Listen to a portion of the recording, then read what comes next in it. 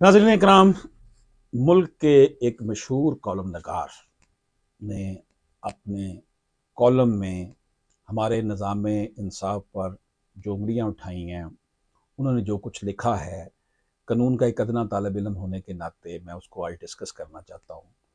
ये कॉलम नगार हैं, इन्होंने कहा है कि जनाब ये कॉलम मैं अपने इस वीडियो में इसकी डिस्क्रिप्शन में इसका लिंक भी दे रहा हूँ ताकि आप उससे पढ़ सकें। नाज़रीन इकराम, इसमें जो उन्होंने आगाज़ किया है कि ज़ैनब में सब कुछ था, वो खूबसूरत थी, पढ़ी लिखी थी, अक्लमंद और सुघड़ थी और सबसे बढ़कर वो बाइखलाक थी, वालदैन का दिल से एहतराम करती थी, लिहाजा वो वालिद ने जहाँ कहा इसने जब चुपचाप शादी कर ली, मगर जवाद इसका खामद अपनी क्लास फेलो से शादी करना चाहता था, चनाचे घर शुरू ही से घर ना बन सका। वो साहब लिखते हैं वो दोनों इकट्ठे रहते रहे मगर रेल के ट्रैक बने रहे, दोनों साथ साथ भी थे और अलग अलग भी। इस दूरी नज़दीकी में 5 साल ज़ाया हो गए। इस दौरान बेटी भी पैदा हो गई। घर में फड्डे शुरू दिन से ही थे। वक्त के साथ साथ ये बढ़ते चले गए, यहाँ तक कि ज़ैनब अपने वालिदैन के घर आ गई। ख़ानदान के बुजुर्गों ने मामला सुलझाने की कोशिश की लेकिन मामला सुलझ ना सका और यूं तलाक हो गई। ज़ैनब का ख्याल था कि तलाक के बाद इसकी ज़िंदगी में सुकून आ जाएगा, यह नौकरी करेगी और अपनी बेटी पर तवज्जो देगी, मगर मालूम हुआ असल मसाइल तो तलाक के बाद होते हैं। ज़ैनब के कोर्ट कचहरियों में चक्कर शुरू हुए और उसकी बाकी ज़िंदगी वहीं खर्च हो गई। नाज़रीन इकराम, ज़ैनब की कहानी। मुकदमे जब ख़त्म हुए तो बेटी एमए में थी और उसके वालिद की वाह जायदाद अदालती मुकदमों में खर्च हो चुकी थी। ज़ैनब के साथ इन 16 बरसों में क्या हुआ, ये मुझे इसने चंद दिन कबल लिख कर भिजवाया। इसका कहना था कि चीफ जस्टिस काजी फायज़ अदलिया का किबला ठीक कर रहे हैं। उन्होंने 44 साल बाद जुल्फ़िकार अली भुट्टो की फांसी का केस भी खोल लिया है। अदालत अब 44 साल बाद भुट्टो की रूह से माफ़ी मांगेगी। प्लीज़ आप इन्हें तलाक याफ्ता या खुला पाने वाली औरतों के कानूनी मसाइल भी बताएं। इन्हें बताएं मेरी जैसी न जाने कितनी औरतें अदालती चक्की में पिस कर भुट्टा बन चुकी हैं, लेकिन आज तक किसी ने इनकी आवाज़ नहीं उठाई। किसी ने उनके लिए अदालत या कानून का अमल आसान नहीं बनाया। हम भी भुट्टो की तरह मरने के बाद जिंदा हैं और रोज़ मुल्क की मुख्तलिफ अदालतों में हमारी नैशें दफन की जा रही हैं, लाशें दफन कर, वो कहते इतनी चक्की में पिसी हैं, इस तरह आग में फंसी हैं कि भुट्टा बन गई हैं, जिस तरह एक छली का भुट्टा होता है। तो साथ ही उन्होंने भुट्टो की मिसाल भी दी है कि वो भी भुट्टो की तरह। उसका कहना है जी, ज़ैनब का खुदारा हमारी बात भी सुन लें। मैंने ज़ैनब से पूछा आपके मसाइल क्या हैं। उसका जवाब था औरत को तलाक तक पहुंचने के लिए तवील जंग लड़नी पड़ती है। ये बरसों ससुराल में नफरत, हकारत और मारपीट का निशाना बनती है। इस पर बदसूरती, बदचलनी, बद अखलाकी और फोड़ फन के सैकड़ों इल्ज़ामात लगाए जाते हैं। इसके बच्चों तक को बच्चे नहीं माना जाता। औरतें बहरहाल रो धो कर इन मसाइल से भी निकल जाती हैं और ये तलाक के बाद ये समझ लेती है हमारी ज़िंदगी अब बेहतर हो जाएगी, मगर तलाक के बाद पता चलता है असल अजाब तो अब आए हैं, असल जंग तो अब शुरू हुई है।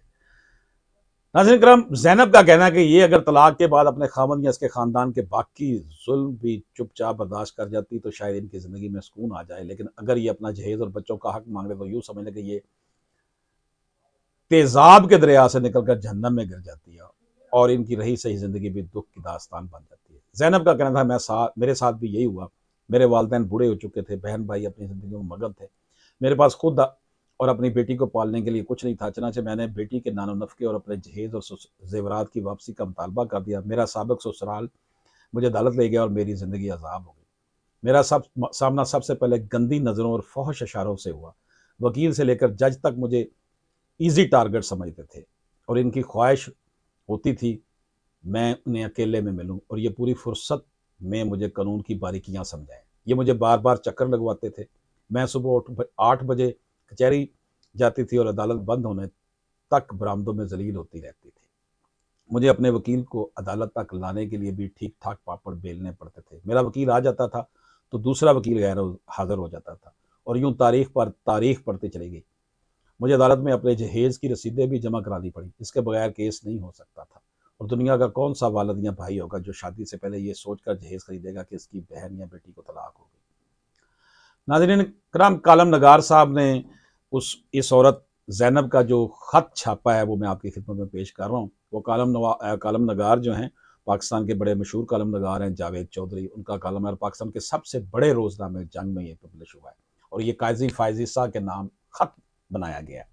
लिहाजा वो एक एक चीज़ की रसीद ले और इसे अपने पास महफूज भी रखे। चनाचे मुझे अपनी एक एक चीज़ याद भी करनी पड़ी और दुकानदारों से मिन्नत करके इसकी रसीद भी लेनी पड़ी। हमारे ज़्यादातर दुकानदार टैक्स नहीं देते, चनाचे ये पक्की रसीदें नहीं देते और इन्हें अगर ये रसीदें तलाक याफ्ता औरत को 4-5 साल बाद देनी पड़ जाए तो आप खुद अंदाज़ा कर लीजिए इसका क्या बनेगा। लिहाजा मुझे रसीदों के लिए भी ख्वारी बर्दाश्त करनी पड़ी। रसीदों के बाद नया खेल शुरू हो गया। मेरे साबिक खावंद के वकील ने क्लेम कर दिया हमें जहेज़ मिला ही नहीं था और ये तमाम रसीदें जली हैं। लिहाजा मुझे हुक्म दिया गया कि आप रसीदों की तस्दीक के लिए दुकानदारों को अदालत में लेकर आएँ। ये कैसे मुमकिन था? क्या कोई औरत दुकानदारों को रसीदों की तस्दीक के लिए बार-बार अदालत में ला सकती है? और इस आलम में कि केस बार-बार मुलतवी हो रहा और तारीखें पड़ रही हों। मुझे इसके लिए भी तवील ख्वारी बर्दाश्त करना पड़ी। अदालत का प्रोसीजर है, बच्चों की कस्टडी और अखराजात के लिए माँ तलाक याफ्ता औरत को अदालत में साबित करना पड़ता है। बच्चों का बाप माली तौर पर बच्चों के अखराजात बर्दाश्त करने के काबिल है, जबकि मुखालिफ पार्टी अदालत में खुद को गरीब साबित करने के लिए एड़ी चोटी का जोर लगा देती है। आप यकीन करें कि तलाक याफ्ता औरत अगर खुद को बेच भी दे तो भी ये अपने साबिक खामद को खुशहाल साबित नहीं कर सकती। मुझे भी अपने साबिक खामद को खुशहाल और अपनी बेटी का खर्च उठाने के काबिल साबित करने के लिए 8 साल लग गए। बहरहाल 8 साल की कोशिश के बाद अदालत ने मेरे खामद को बच्ची के अखराजात अदा करने का हुक्म दे दिया। मेरे साबिक खामद ने बच्ची के अखराजात auditor general office AG office में जमा करा दिए। मैंने सुख का सांस लिया, लेकिन बाद में पता चला कि मैं एक अजाब के बाद दूसरे अजाब में आ गई। मुझे अब ये रकम लेने के लिए बार बार वेरिफिकेशन के लिए अदालत जाना पड़ेगा, फिर स्टेट बैंक और मुतलका बैंक से इजाज़त लेनी पड़ेगी। मैंने ये भी किया और इस अमल में ख्वारी भी होती थी, रिश्वत भी देनी पड़ती थी। हर माह 15 दिन भी ज़ाया हो जाते थे। यूं ये रकम आधी रह जाती थी और मैं इस सारे अमल में खर्च होकर रह गई। मेरी बेटी अदालतों में बड़ी हुई, ये प्रॉपर पढ़ नहीं सकी। मेरी शादी की उम्र भी निकल गई और मैं बेशुमार जिस्मानी और ज़हनी मसाइल का शिकार भी हो गई। ज़ैनब का कहना था कि आप चीफ जस्टिस से दरख्वास्त करें कि ये मेहरबानी फरमाकर इस सिस्टम को आसान बना दें। मैंने ज़ैनब से पूछा ये सिस्टम कैसे आसान बन सकता है। इसका कहना था कि चीफ जस्टिस जहेज़ की रकम की हद तक तय कर दें, तलाक के बाद ये रकम हर सूरत औरत को मिलेगी और कोई अदालत कोई वकील इस हद के लिए कोई रसीद कोई कागज़ नहीं मांगेगा। दूसरा, तलाक के बाद जहेज़ पुलिस की निगरानी में साबिक खामद के घर से निकाला जाए।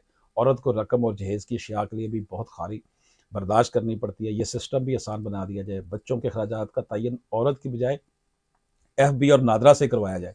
एफबीआर बाप के सासों का तखमीना लगाए और इसके ऑफिस से पे स्लिप मंगवाए और 15 दिन के अंदर ये तखमीना अदालत में जमा कराए। औरत को इससे बरी जुमा करार दे दिया जाए। खुदारा एक तलाक याफ्ता माँ को इस ख्वारी से बचाएं। ये कैसे साबित करेगी कि इसके साबिक खामद के सासे कितने हैं, यह बच्चों की जिम्मेदारी उठा सकता है या नहीं। दूसरा, बाप अखराजात बरह रास्त औरत या बच्चों के अकाउंट में जमा कराए या ये अदालत में जमा करा दे। चीफ जस्टिस पाकिस्तान मेहरबानी फरमाकर एजी ऑफिस को दरमियान से निकाल दे, वरना वहाँ बहुत ख्वारी होती है। नाज़रीन इकराम, आप सुन रहे हैं कि इस मुल्क में एक औरत को खुला तलाक लेने के बाद कितना जुल्म बर्दाश्त करना पड़ता है। तलाक और खुला के मुकदमात की मुद्दत तय है, लेकिन जज और वकला इसकी परवाह नहीं करते। वकील जानबूझकर इल्तवा लेते हैं। जज साहब अगर जोर दे तो वकला बार को इन्वॉल्व कर लेते हैं और यूं जज दबाव में आ जाते हैं। चीफ जस्टिस तलाक और खुला के मुकदमात की मुद्दत असर नौ तय कर दे और जजों को पाबंद बना दे। अगर उन्होंने इस मुद्दत में फैसला ना किया तो इनकी प्रमोशन नहीं होगी। चीफ जस्टिस एक ही बार पूरे मुल्क में आइली मुकदमात की फहरिस्त भी तैयार करा लें और फिर जज साहबान से पूछें ये मुकदमात इतने सालों बल्कि दहाइयों से क्यों ज़ेर इल्तवा है, और फिर इसके बाद अगले 6 माह में मुकदमात के फैसलों का हुक्म जारी कर दें ताकि दुखी औरतें सुख का सांस ले सकें। और जैनब की आखिरी तजवीज़ थी कि चीफ जस्टिस एजी ऑफिस से भी फहरिस्तें बनवा लें। इनके पास अखराजात के कितने केस हैं और ख़वातीन को कितने दिनों में पैसे मिल रहे हैं और इन्हें हर माह वेरिफिकेशन क्यों करवानी पड़ती है, ये अमल इतना लंबा क्यों है। चीफ जस्टिस ये फहरिस्त देखकर भी हैरान रह जाएंगे। नाज़रीन इकराम, ज़ैनब की कहानी में इन 2.25 करोड़ ख़वातीन के दुख और तकलीफ़ें हैं जो मुल्क में तलाक के अमल से गुजरी। इनकी ज़िंदगी पहले से ज़्यादा मुश्किल और तकलीफ़देह हो गई। नाज़रीन इकराम, मेरी चीफ जस्टिस से दरख्वास्त है, ये उस कालम नगार जावेद चौधरी का कहना है कि आप मेहरबानी फरमाकर चंद मिनट इस इशू को दे दें। आपको करोड़ों ख़वातीन और बच्चे दुआएं देंगे और दुआएं वो वाहद नेमत है जिनकी बादशाहों और चीफ जस्टिस साहबान को भी ज़रूरत होती है। नाज़रीन इकराम, जब मैंने ये आर्टिकल पढ़ा तो इसमें बहुत सी चीज़ें हमारे नॉलेज में पहले से है, क्योंकि हम इस सिस्टम का हिस्से हैं और ख़वातीन को बहुत ज़्यादा तंग होना पड़ता है। इसके बावजूद कि ये कहा गया कि फैमिली लॉ स्पेशल लॉ है, स्पीड अप किया जाए, 6 माह में फ़ैसला सुनाया जाए, लेकिन ख़वातीन के साथ जो जुल्म हो रहा है वो नाकाबिले बर्दाश्त है। चीफ जस्टिस साहिबान चारों सूबों के जो एडमिनिस्ट्रेटिव होते हैं, तमाम मतहत अदलिया के, उनको इसके हवाले से गौर करना चाहिए कि ये एक ज़ैनब की कहानी नहीं है। अब माशरे का हर शोबा ज़वाल पजीर है। डॉक्टरों को देखें, कसाईयों से बदतर हुए में। इसी तरह वकला में भी ऐसे लोग हैं जो कि इस्तेहसाल करते हैं।